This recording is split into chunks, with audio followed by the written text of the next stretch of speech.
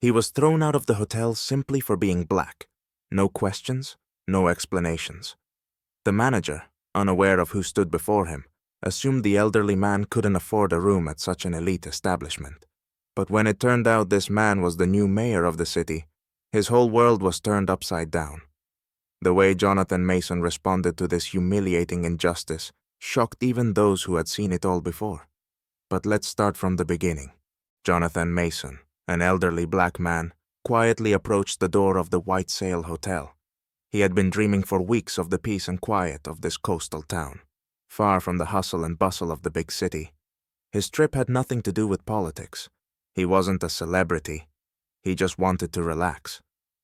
As he entered the lobby, he was greeted by the young hotel manager, Stephen Hawke. Stephen was someone used to being in the spotlight, confident in himself, and often oblivious to details. His gaze immediately fell on Jonathan. The elderly black man in a simple suit didn't seem to match in Stephen's mind the high status of the hotel. "Hello, can I help you?" Stephen asked, his displeasure evident. Jonathan, ignoring the disdain in his voice, calmly replied, "I have a reservation under the name Mason."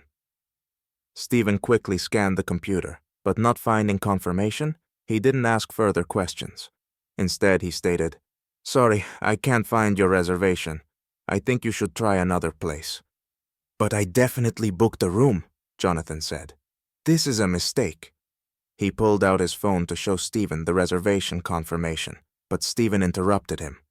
"I said there's no reservation. If you can't afford a room, you need to leave," Stephen said, his confidence bolstered by his white uniform and arrogance. Jonathan felt a wave of tension. He knew this wasn't just a misunderstanding. This was pure racism. The young manager hadn't even tried to understand the situation. He had already made a decision based on his stereotypes.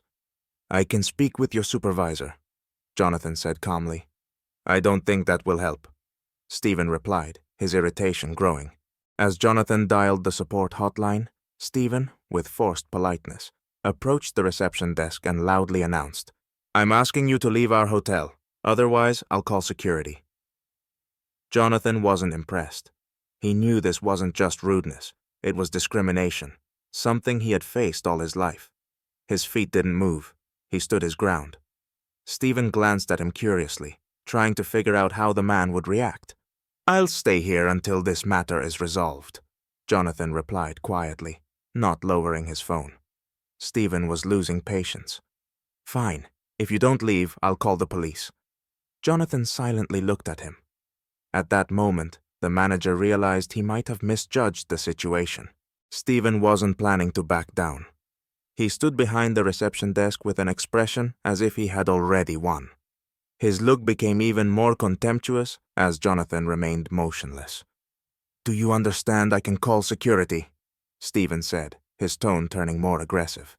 He couldn't believe that the man standing before him could be anything more than just another guest who couldn't afford a better hotel. Jonathan, still calm, replied, "I don't need your security. I just want you to check the system again." "I don't need to check anything," Stephen snapped, his voice rising. "Go to another hotel, or I'll have to call the police. I don't want to do this, but you're forcing me." As if to reinforce his threat, Stephen took out his phone and began dialing security.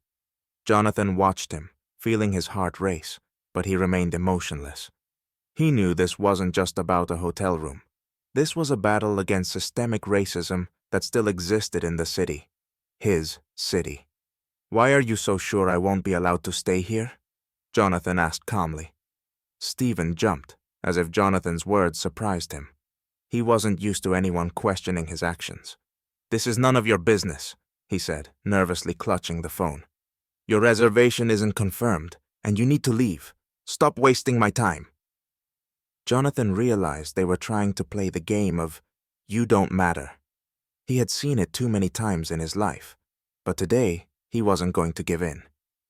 "If you think you can kick me out, you're mistaken," he said, not raising his voice, but with a firmness in his words. At that moment, his phone rang again. Without looking at the screen, Jonathan answered, never taking his eyes off Stephen. "Hello?"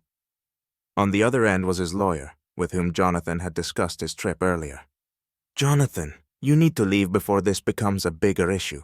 There's information that this hotel intentionally blocked you because they don't want to accommodate black guests. You'd better leave." "Don't worry, I know what to do," Jonathan replied, hanging up.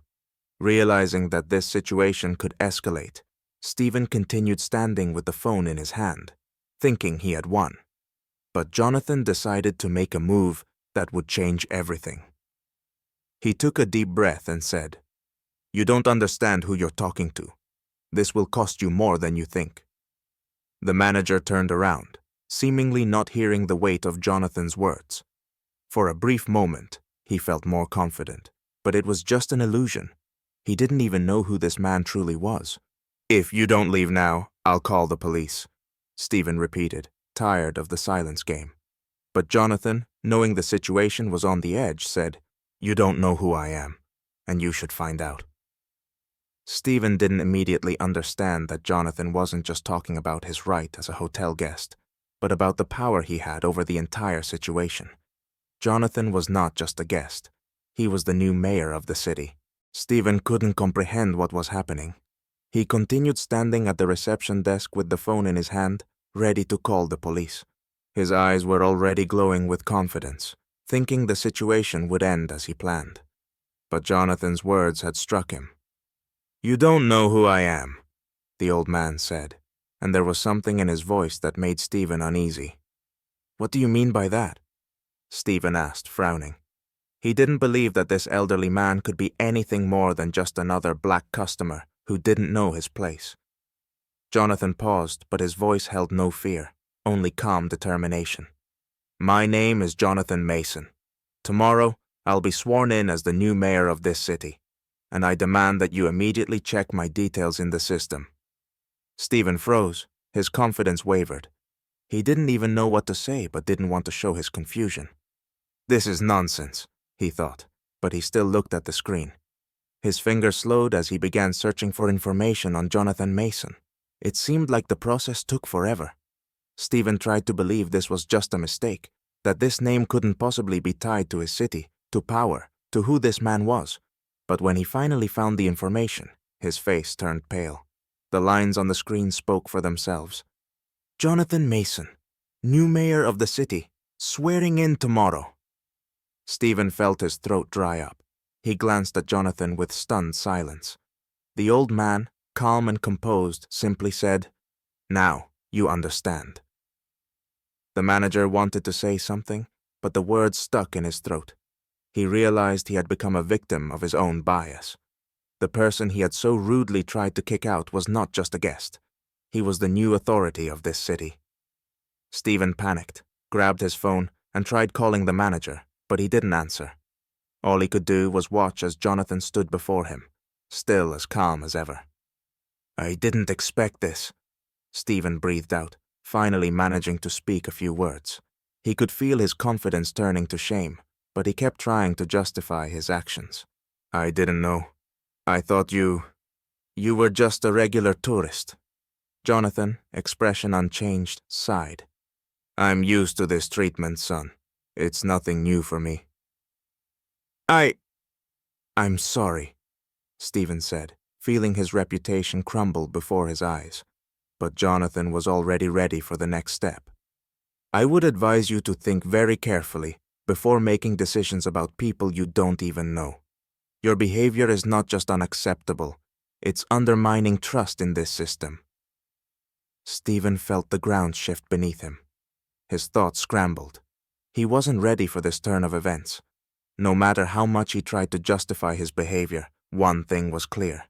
He would now have to face the consequences. Jonathan wasted no time, taking a few steps toward the exit, but turning back to add, "Don't worry, I'll be back. You'll hear from not only the police, but also media platforms.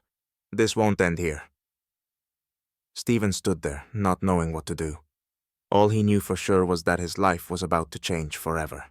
The next morning, the city was buzzing in anticipation of an important event. Jonathan Mason, the new mayor, was to take office. But for Stephen Hawke, this day began with utter disappointment and fear.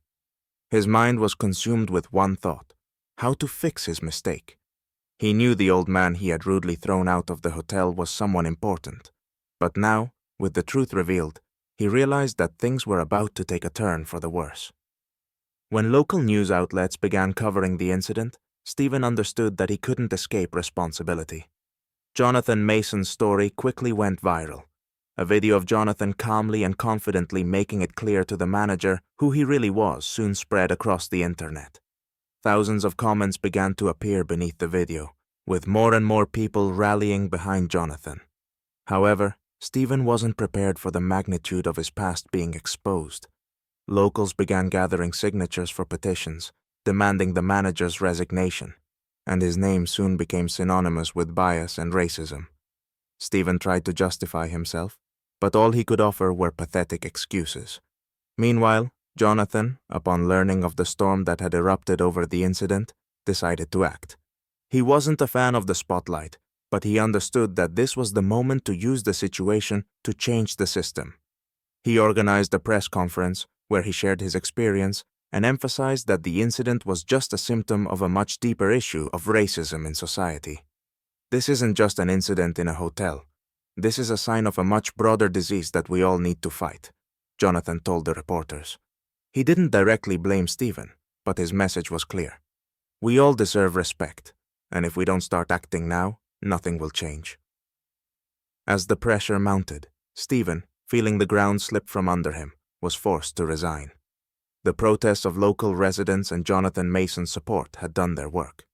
The hotel manager apologized for his employees' actions and announced that the hotel would be reviewing its guest relations policy. But the most important moment came when Jonathan, after Stephen's resignation, visited the hotel to meet with its new manager. He was calm, but there was a burning determination in his eyes. Today, we are not just correcting the mistake of one person. We are showing that society must be fair and equal for all, Jonathan said, addressing the new hotel team. Stephen, left without a job and respect, received an important lesson. His actions were not just a mistake, but part of a system that perpetuates bias and discrimination. In the end, he realized that prejudice was not just a job error, but a serious threat to justice. Jonathan returned to his room with a clear understanding that he had taken more than just a step toward correcting injustice at one hotel. He had started a movement that could change much in this city.